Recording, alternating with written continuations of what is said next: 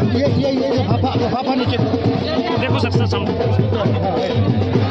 आपको आगे फोन के निकलेगा, आप रुके रहो। चलो चलो चलो यार, फोटो नहीं आ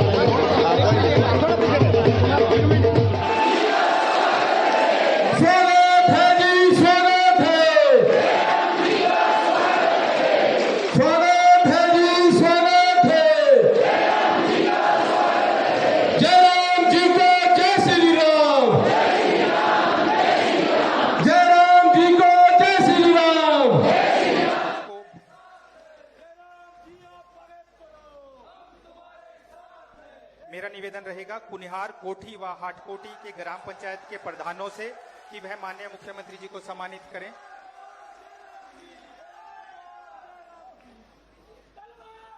मेरा निवेदन कुनिहार कोठी और हाटकोट के ग्राम पंचायत के प्रधानों से कि वह माननीय मुख्यमंत्री करने की कृपा करें।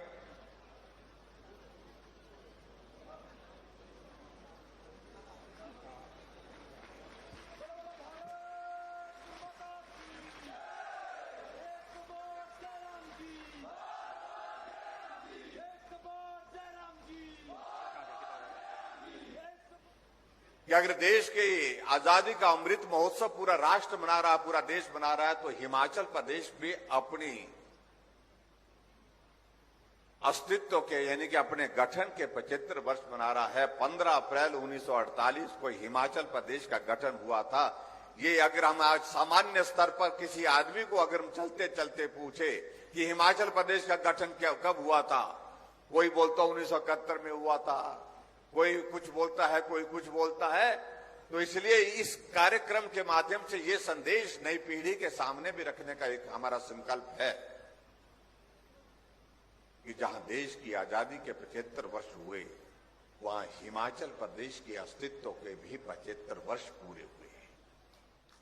हमारी सरकार हिमाचल प्रदेश में कौन साथ है, कौन नहीं है, कितना कौन साथ जोर से मजबूत होकर चलता है, कौन कमजोर होकर चलता है, इन सारी बातों पर हमने सोचना छोड़ दिया।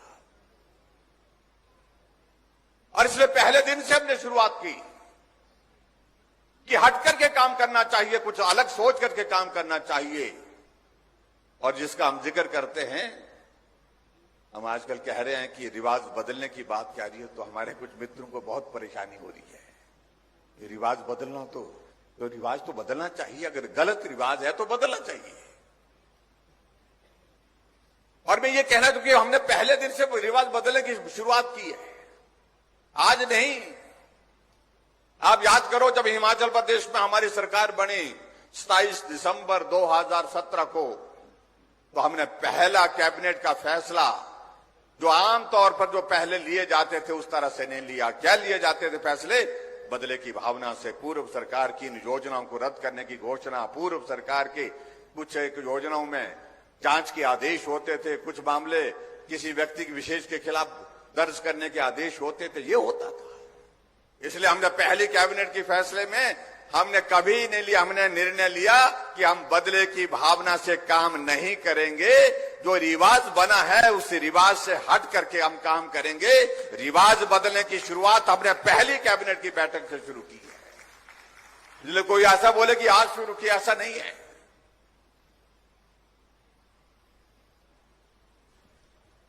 रिवाज यहां होता था, क्या रिवाज होता था? जब सरकार बदल जाती थी, टोपी बदल जाती थी। बदलती थी कि नहीं बदलती थी? कैसी होती थी? हमारी आती तो कैसी आती थी, और दूसरी आती तो कैसी टोपी आती थी? देखो, हर आदमी के जहन में ये बात दखल है, रजिस्टर्ड है। क्योंकि ये सब लोगों ने एक बार नहीं अनेक बार देखा। हमने कहा ये टोपी तो भाई सबकी है, ये हिमाचल की टोपी है, लाल भी हमारी हिमाचल की, हरी भी हिमाचल की, कुल्लू की भी हिमाचल की, सिरमौर की भी टोपी हिमाचल की। ये हमारी हिमाचल की पहचान है, हिमाचल की शान है। और जिस टोपी को हम सिर पर धारण करते हैं, मैंने कहा कि ये राजनीति के साथ नहीं जोड़ना चाहिए। इसलिए हमने कहा कि हिमाचल की टोपी सबकी टोपी और हिमाचल की शान है, हिमाचल की पहचान है, इसको राजनीति के साथ नहीं जोड़ना चाहिए। इसलिए हमने आज इस बात को देखा होगा, हरी वाला भी आता है, लाल वाला भी आता है, कहीं किसी बात को लेकर के। और हम भी कभी लाल पहनते हैं, कभी हरी पहनते हैं, कभी नहीं मिलती है तो नहीं पहनते हैं।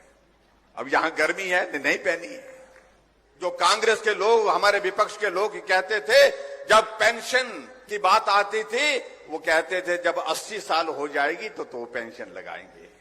हमने कहा 80 नहीं, 70 साल के ऊपर सभी बुजुर्गों का पेंशन का प्रावधान पहली कैबिनेट की बैठक में हमने किया। और अभी बजट में, अब के इस बजट में हमने तय किया कि 70 नहीं, 60 साल के ऊपर सभी बुजुर्गों को पेंशन का प्रावधान हिमाचल प्रदेश में होगा। जो हमसे पूछते इस बात को लेकर के कि जयराम ठाकुर ने क्या किया, कुछ नहीं किया। वो 4 लाख लोगों को पेंशन देते थे, जयराम ठाकुर 7 लाख लोगों को आज पेंशन हिमाचल प्रदेश में। वो 400 करोड़ रुपए खर्च करते थे, वो 400 करोड़ खर्च करते थे, हम 1300 करोड़ रुपए पेंशन पर खर्च कर रहे हैं। हिमाचल प्रदेश के उन बुजुर्गों की सेवा कर रहे हैं। कांगड़ा जिला की एक महिला, उसका एक बच्चा हुआ, वो अपाहिज, उसके बाद दूसरा बच्चा हुआ, वो भी अपाहिज, तीसरा बच्चा हुआ, वो भी हैंडीकैप निकला, वो भी इसी प्रकार से। और उसके पति ने उसको छोड़ करके वो कहीं और चला गया और पत्नी को छोड़ दिया गया। किसी आंगनबाड़ी की वर्कर ने उनके घर में जाकर के कहा कि एक सरकार ने एक योजना शुरू की है, सहारा योजना, आपके ये तीनों बच्चे उसमें कवर हो सकते हैं। उसने फार्म लाया, तीनों का फार्म भरा और उन तीनों को जो है हमने सहारा योजना के अंतर्गत कवर किया। तीनों बच्चों को 3-3 हजार रुपए मिल रहा है, 9,000 रुपए उसको मिल रहा है। और वो उनकी मां मुझसे मिलने के लिए आई। पता नहीं, बोलते मेरी बच्चों की सारी जिंदगी ऐसे गुजरेगी, लेकिन आपने जिस प्रकार से ये पुण्य का कार्य किया, 9,000 रुपए आता है, उस 9,000 रुपए से मैं उनके लिए खाने की व्यवस्था करती हूँ, उन 9,000 रुपए से मैं उनको कपड़ों की व्यवस्था करती हूँ, उन 9,000 रुपए से अपना खर्चा भी चलाती हूँ, क्योंकि मैं उनको छोड़कर नहीं जा सकती हूँ, मुझे लगातार उनके पास ही रहना पड़ता है। अगर ये योजना इस तरह से शुरू नहीं होती तो ना मैं होती, ना मेरे बच्चे होते। यानी कि मैं विवश हो जाती इस दुनिया से जाने के लिए। ये भाव व्यक्त किए उस महिला ने। हमने कोशिश की है गरीब के करीब रह करके उनकी मदद करने की, और जिस भाव को शायद वो लोग समझ नहीं पाते।